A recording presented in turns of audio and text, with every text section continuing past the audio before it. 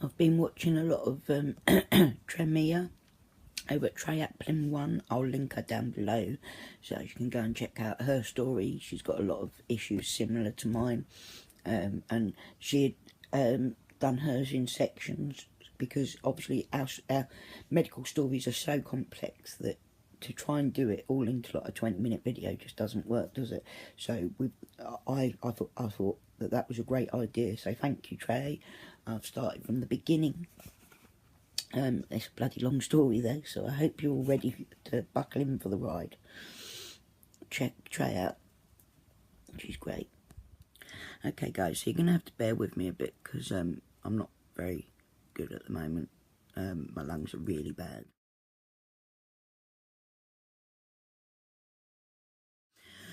She says with the cough. But I'm going to start my story again and do it in sort of smaller snippets and start right back from the beginning. I'll sing you a little ditty. When I was just a little girl, I asked my mother, what should I be? Right, basically, I want to start back from when I was born because there was a lot of issues around when I was born that I believe are completely connected to what's wrong with me now. He said that I would, it was 1 in 10,000 chance or something that I would survive the night when I was born. They always throw these odds at me with all my medical conditions. You know, it's 1 in 100 that get RA. It's sort of 1 in however many of those that get RA in the lung. One in how many 100 million or whatever that get the methotrexate poisoning, and it all happens to me all the time. So I'm pretty much a 1 in a million kind of girl, you know. I'm gonna try to ad-lib this as much as possible to give you a bit more of the real me as I'm talking about my real life, what really happened in my world. Right, so when my mum was pregnant with me, she'd been told not to have more babies after my brother. She probably wished numerous times since that she didn't. She wasn't well with my brother, and then she decided to have me anyway because she didn't want to leave him without a sister. Glorious me.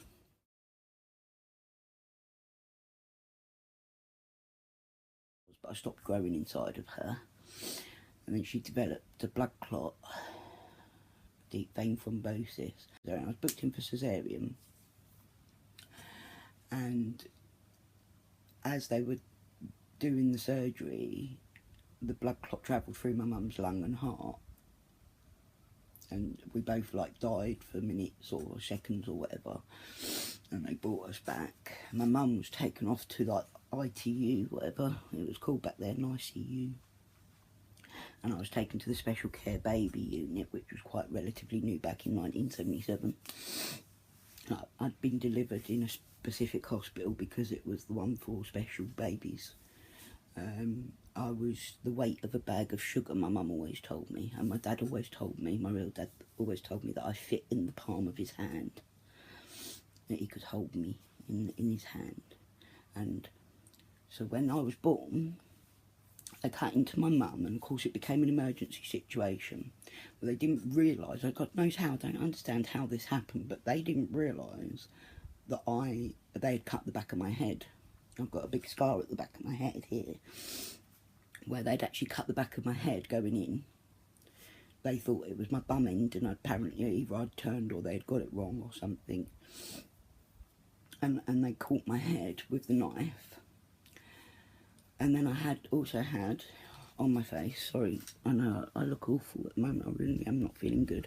And if you can see this scar here, well, when I was a little girl, and I'll insert a picture here of when I was a little girl, I had a birthmark on my face there, the shape of a teardrop, big chocolate brown teardrop.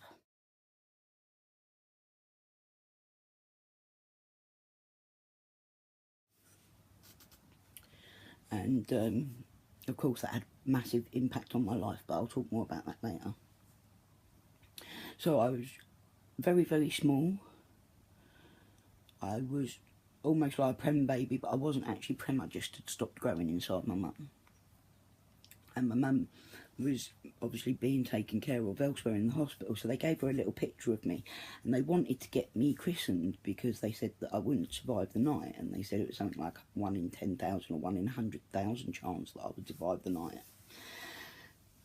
So obviously I did, because I'm a star. So the picture of me, sorry I missed this bit out so I've added it in. The picture of me was with me with the mask on and the bonnet on, so they couldn't see what I'd actually look like. And when it came down to christen, they wanted to christen me in case I didn't survive. My mum was like, no, that's not happening. I want my son and daughter to be christened together, or not, or like mum can be like that in her ways, but that was sort of how it went down. Here, Gucci, he's crying because his daddy's gone out. At the time, they were just really surprised that I survived the night. I think I went home about 6 weeks after I was born. I've got pictures of me, like, when I came home. I was tiny. Like, my mum used to have to, because she used to make clothes herself and sell them on a market stall, and she used to make me all my own little clothes, because obviously they didn't have premature baby clothing back then, so she'd make all little baby clothes for me, like in dolls' outfit sizes. That was what I would wear, and I went on to wear her clothes that she made me for years to come. She's a very, very skilled woman. My mother is very, very talented.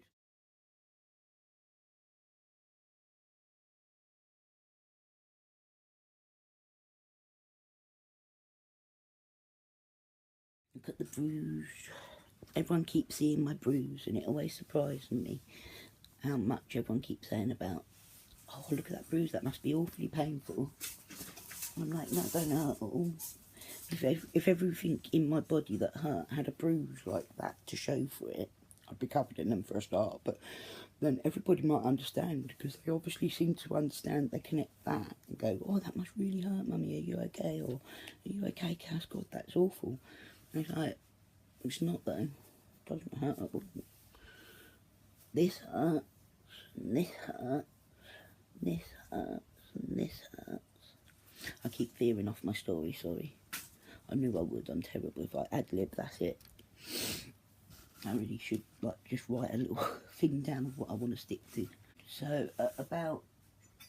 so I went home, and then, like, my mum noticed as I was growing, well, not growing very fast, because I stayed small forever, until now, of course. So, my mum started noticing that I was different from, like, my brother and from other kids. I weren't developing very well. I didn't walk, I didn't talk. Oh, I bet she wishes I never did. She was determined that she would get me to talk and that.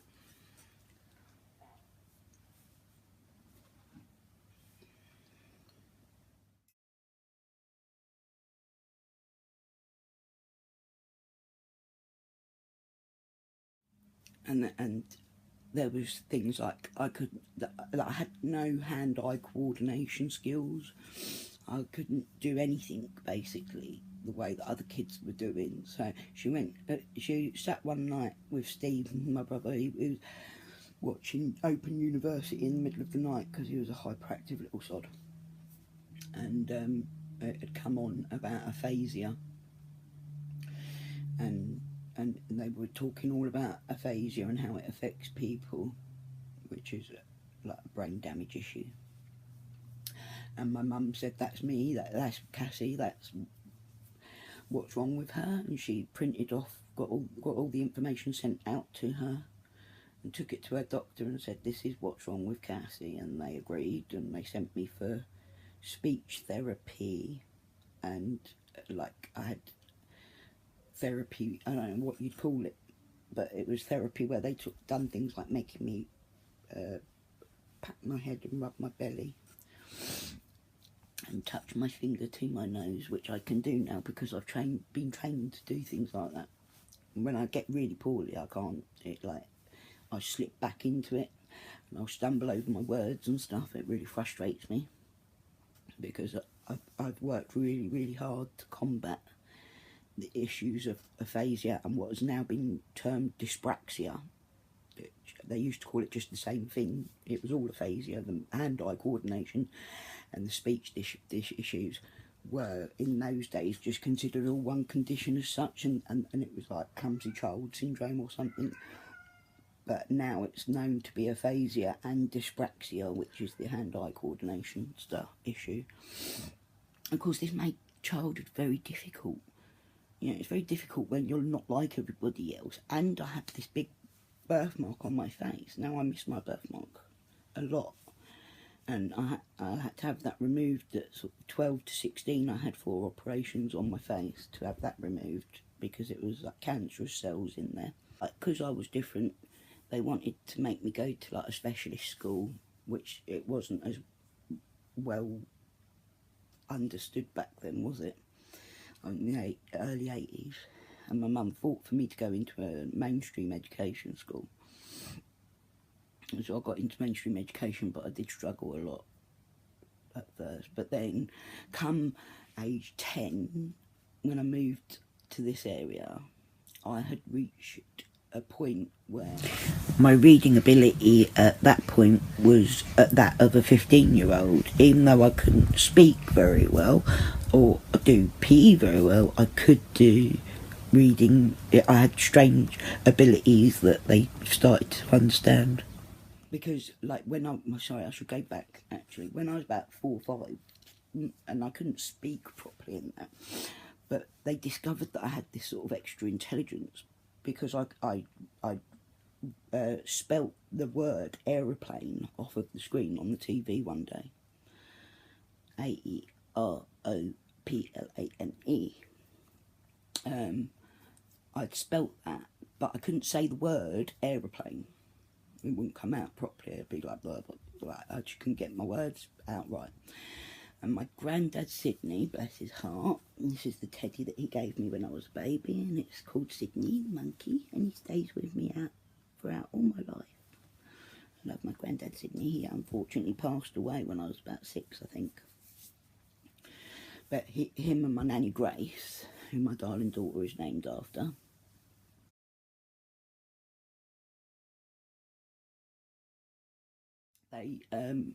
they basically looked after me and my brother, because my mum was a hard-working, she was like very much something to look up to back in the 80s. She was a very good, strong businesswoman with the whole big shoulder pads, and all 4'11" of her would scare men, really, honestly. She was a very strong powerhouse woman. Nothing at all like me. I'm completely the opposite as a woman and as a mother. But, you know, I love her to pieces. I'm very, very proud of who she is as a person. And so she went to work, and like I think my mum found it hard to bond with me because of the issues of my birth and that. Like, you know, she didn't even know I had a birthmark on my face, or that my head had been cut open or anything, because they'd put a bonnet on me, put a mask on my face. Oh, like, I was tiny, so you imagine, mask covering the face, the bonnet covering around here, and they put me in an incubator, and they didn't discover the hole in the back of my head until like after, like ages later. So God knows what they were doing with me. It wouldn't be like that in this day and age. My granddad would sit and talk to me to teach me how to speak. He would put his lips against my cheek and say the word how, mum, dad, you know, and then I would repeat it. How, you know, whatever, I can't even remember what I just said. And that's how I sort of, like, I couldn't ride a bike, and I kept falling off. So my mum and my dad would get me, and they'd put me back on the bike and say, go again, go again. And no matter how many times I'd say it, I used to remember I'd cry and say, I can't do it. And they'd be like, there is no such thing as can't. You get back on and you try again. You know, just because you've got this thing doesn't mean that you can't overcome it. You've just got to learn new ways to. And I do really respect the fact that my mum always pushed me with that, because I think I went on to lead a fairly normal existence because of it. As a child, certainly, you know, I overcame my disabilities. And you know, it does bug me from time to time because I'm ill now and I haven't got as much control over my body or my brain as I would like to have. And so the aphasia and that haunts me somewhat. And then there was the birthmark, and of course, you know, this was on my face, this was here, and it was like this. I had 4 surgeries to remove it, so it took a sliver out each time. The first time it took out the lump that was the cancerous cells, and then they took out a second lump, and then a third, and a fourth, until it was all like, because it has actually changed my shape of my face since. But it would have done it much more so if they didn't do it in 4 surgeries. So yeah, there was the birthmark. The birthmark wasn't really an issue, I suppose. I don't have a great deal of memories when I was young anyway, but the birthmark wasn't really an issue, I suppose, when I was at home amongst my family. But then school happened. And children are cruel. Very, very cruel. It was very hard growing up, being so very blatantly, obviously different. Like, I can't say it was very hard, but it was an experience. It taught me a lot. I think it's that made me a kind person to this day. And I could never say anything to someone just to try and hurt their feelings or anything. Even if I didn't like them, I wouldn't do that, because I just don't understand why people go out of their way to be horrible and spiteful all the time. It certainly doesn't do anything for the world, does it? It doesn't bring anything into this world that we need to go out of your way to be horrible.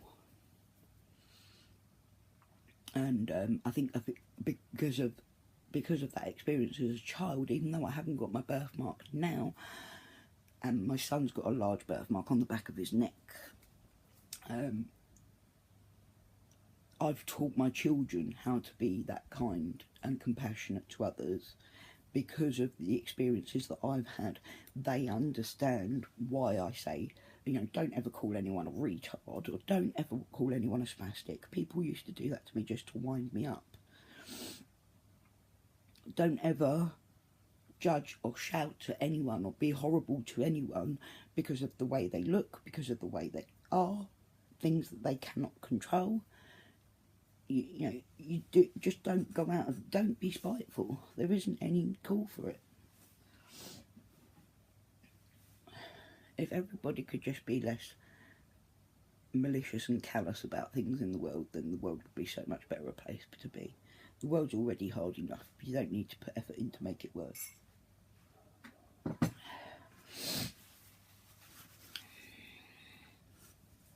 I'm going to stop this one here because I think that sort of covers my childhood, well, my early childhood. And next we'll talk about my teenage years.